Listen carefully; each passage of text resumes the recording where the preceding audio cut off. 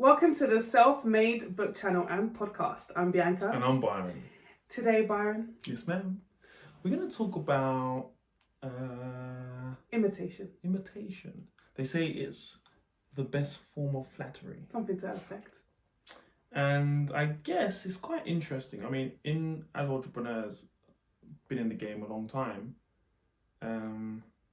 many things that I do that become successful, other people do. Yeah. Quite used to it. Mm-hmm.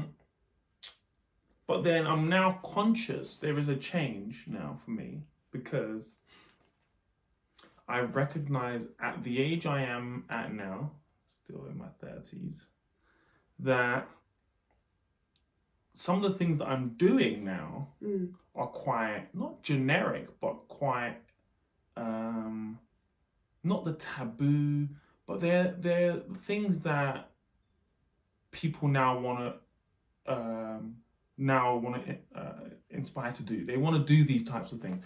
For example, write a book, for example, mentor, but have a podcast. So we're not the first to do any of these in the world, of course. But within our circle, our network group, community, perhaps we are. So I recognize that then some people are not necessarily copying or imitating that, but they are natural progressions. Sure. For some people. Yes. And we'll talk about that. You may have just done it first, so it looks like they're fine. But that was their natural next step, potentially. Sometimes. Sometimes. So there is an argument, because I know that we get this all the time. People always DM us. We'll talk about it on another level in a minute. Yeah. People say, oh, did you see what so-and-so's doing? Yeah. Have you seen what so-and-so's doing? They just copied what you did. Yeah. And sometimes they're right to message. Yeah.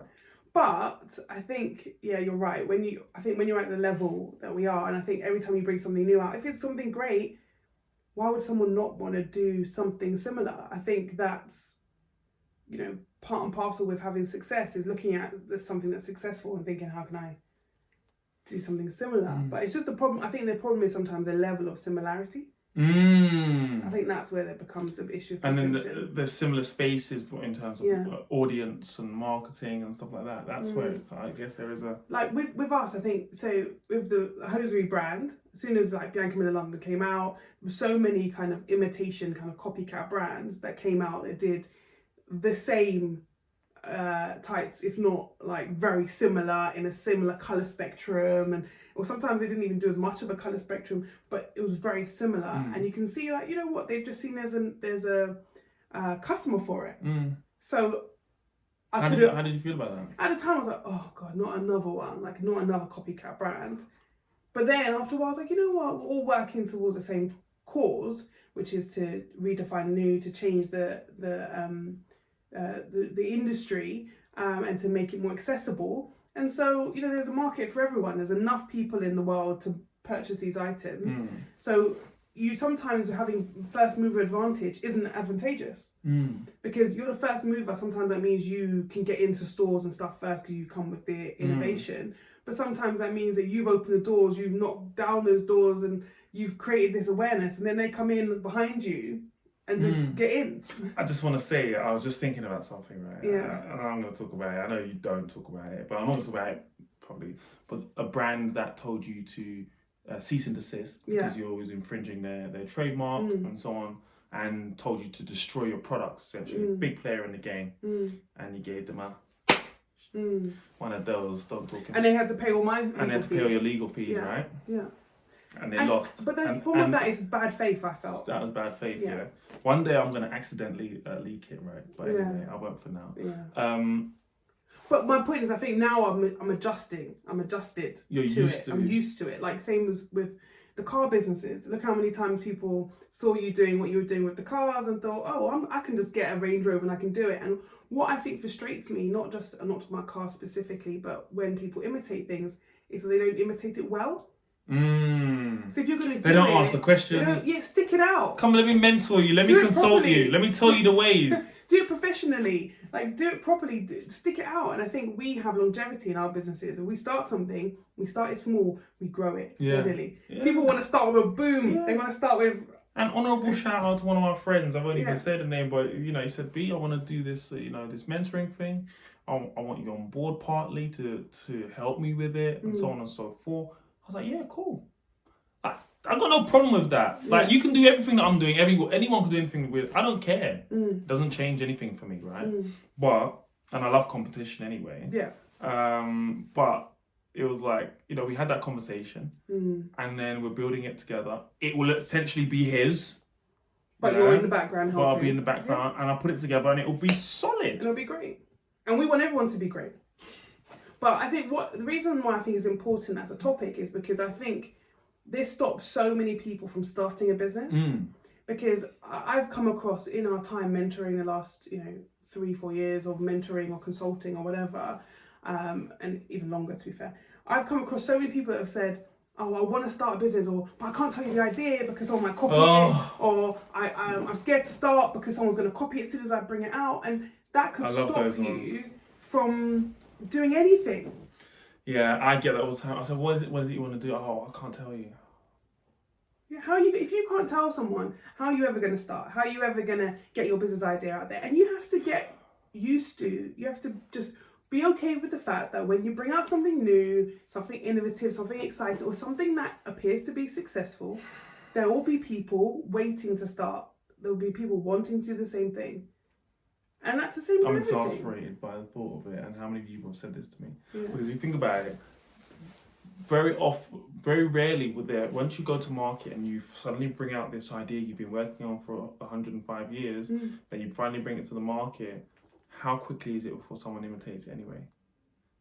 So yes, you've got first mover advantage, but you've been waiting so long to get this out there because you've not told anybody, and you've not cross-checked it or referenced it or had it critiqued or analysed that, anyway. And then sometimes you've hold it so close to your heart that you get it out there, and then you've made mistakes or you've done something that's not quite right, that had you told other people, it would have been able to give you some advice, some support, some mentorship. But you don't want to do that, and I think that's the problem, because you're fearful of people imitating you. So what I think wanting to say in this video is, don't be afraid of imitation. Maybe you might not take it as flattery, but it's just part and parcel of life. If you do something great, someone somewhere is going to want to copy it. Yeah, we've had that quite a lot with our mentees. People have copied some of their things. We had one very recently where some artwork was very closely replicated, and when questioned, the person was like, "Oh yeah, I just thought it was really good. I gave it to my team." That was too much about it. But the point is that if you're doing something great, regardless of your industry, it is on them to look at their their closest competition, their competitors, see what they're doing. If they're doing something great. Oh, how can I tweak my model? How can I do something similar? And that's just business. Get used to it. Yeah. It's part of the process. Yeah. Accept it. And don't let that stop you from bringing something out, because it's you don't start. It still, though, does get you in your feelings for a moment. Of course it's frustrating. So it's part of the process, right? I'll say it's part of the process. Yeah. But for a minute you're like, really? You're going to try and take credit for that? Really? Did you just do that? Did you do that? Then you're like, but they just copied me. And you're like, blood, sweat and tears putting that together. You get it all the time. So there is still that emotional thing. Of course. You're like, what? Yeah. Then you're like, I don't want to pretend that it's not annoying. It is. It is annoying. Is it flattering? I'm not sure that it is. Well, let's talk about it from your thing, because you were a pioneer in the game. Yeah. So let's talk about it. Professional speaker. Mm-hmm. Then your personal branding. Mm-hmm. So before I keep going, actually, I want to say this. So as a personal branding expert, is it because I was not in the personal branding space why I wasn't aware of personal people in personal branding, and now I'm just more aware and conscious of it? That's why I see more people doing it. However, I see new people rebranding to be personal branding experts all the time now. Or is it because they've seen you do it and try to deliver it as well, and see you speaking for the who's who of the FTSE 100, and they want to get a slice of that action. I don't know. When I first started out, there wasn't lots of personal branding experts. This was 8-9 years ago now, so there wasn't a lot of personal branding experts, or at least they were not very easy to find.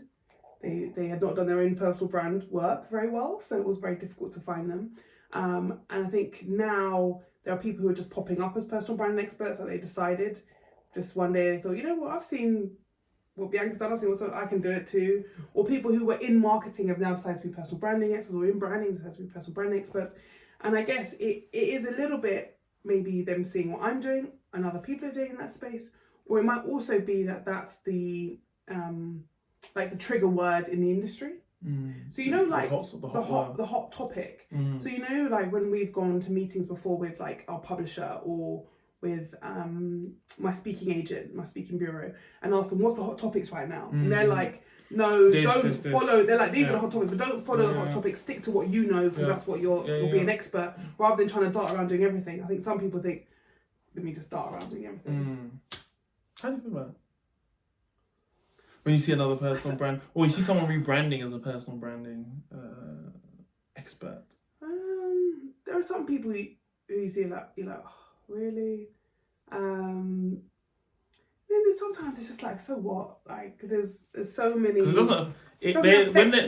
not looking for the same person. When I can't say who I'm speaking to now, but when certain people are looking, clients, they're not looking for them. Yeah. So they will never be your competition. The only time when they, I say that, but they could be. They look for. Often they undercut my pricing, so they could be.